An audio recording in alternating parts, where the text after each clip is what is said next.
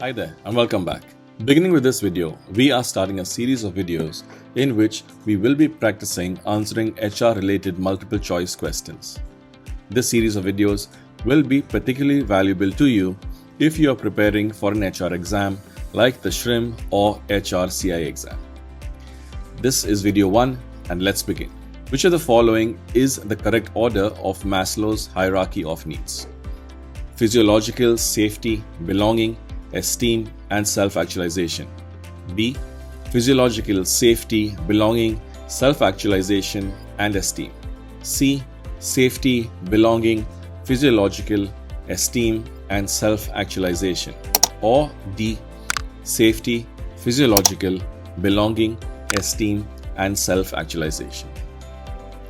Maslow's hierarchy of needs is a theory in psychology that describes the order in which people prioritize their basic needs. According to Maslow, people need to satisfy lower level needs before they can move on to higher level needs. The hierarchy is typically represented as a pyramid, with the most basic needs at the bottom and the highest needs at the top of the pyramid. So the correct order of Maslow's hierarchy of needs is as follows.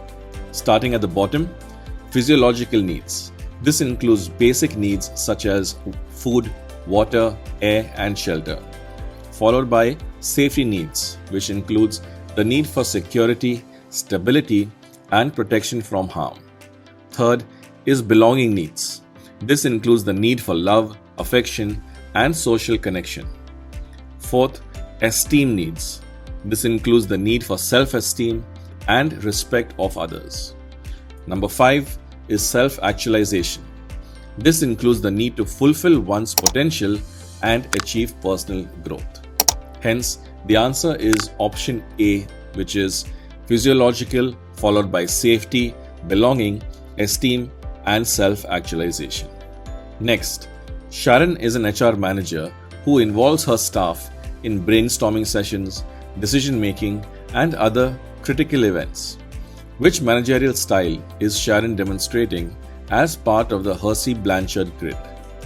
A is telling, B selling, C participating, or D activating. The Hertzbergs model, also known as the situational leadership model, is a leadership theory that suggests different leadership styles are more effective in different situations. The model identifies 4 leadership styles: telling, selling, participating, and delegating. The participating style is characterized by high support and high direction. Leaders who use this style involve their employees in the decision-making and problem-solving process and are open to feedback and suggestions. They collaborate with their employees, communicate openly, and help build a consensus to achieve goals.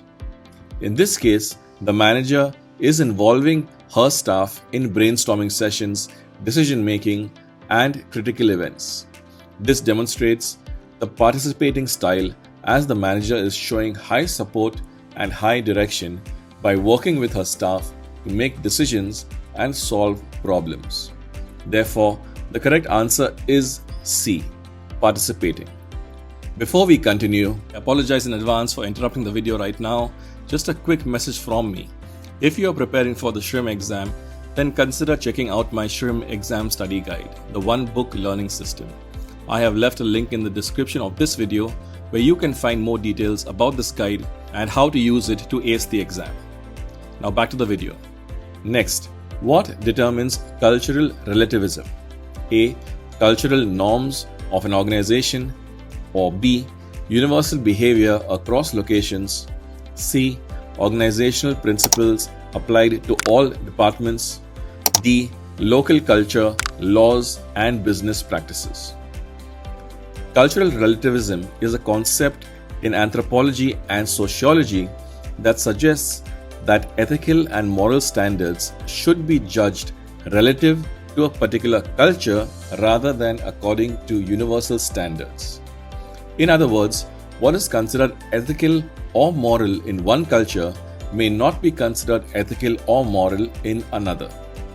The determination of cultural relativism is based on the local culture, laws, and business practices.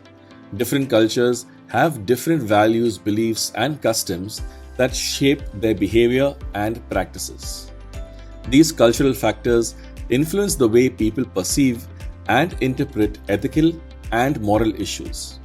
So, for example, in some cultures, it may be acceptable to consume certain foods that are considered taboo in other cultures. Therefore, the correct answer is option D, local culture, laws, and business practices, as these factors determine cultural relativism. The other options listed in the question, such as cultural norms of an organization, universal behavior across locations, and organizational principles applied to all departments, do not accurately describe the concept of cultural relativism. Perfect.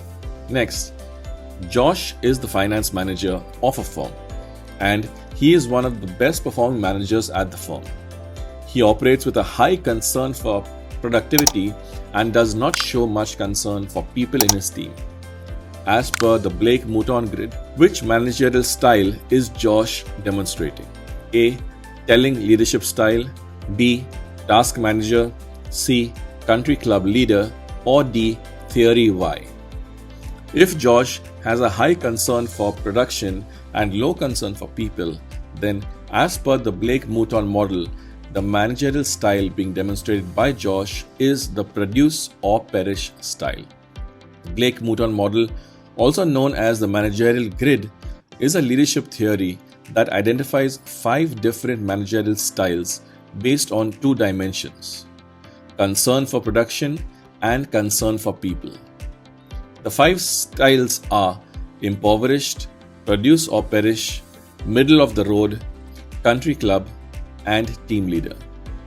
The produce or perish style, which is characterized by high concern for production and low concern for people, reflects a task manager.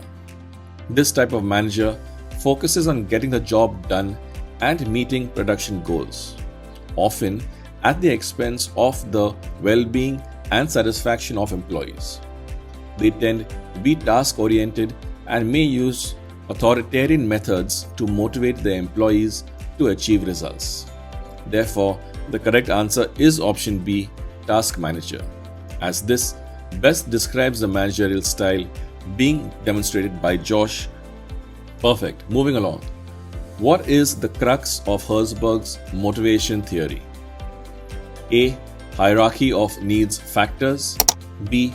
Influencing factors. C. Off-the-job training and on-the-job training. Or D. Extrinsic and intrinsic factors.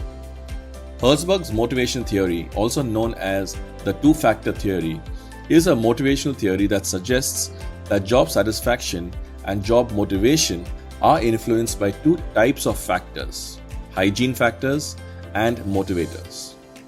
Hygiene factors are factors that are necessary to prevent dissatisfaction in the workplace, such as salary, job security, working conditions, and interpersonal relationships.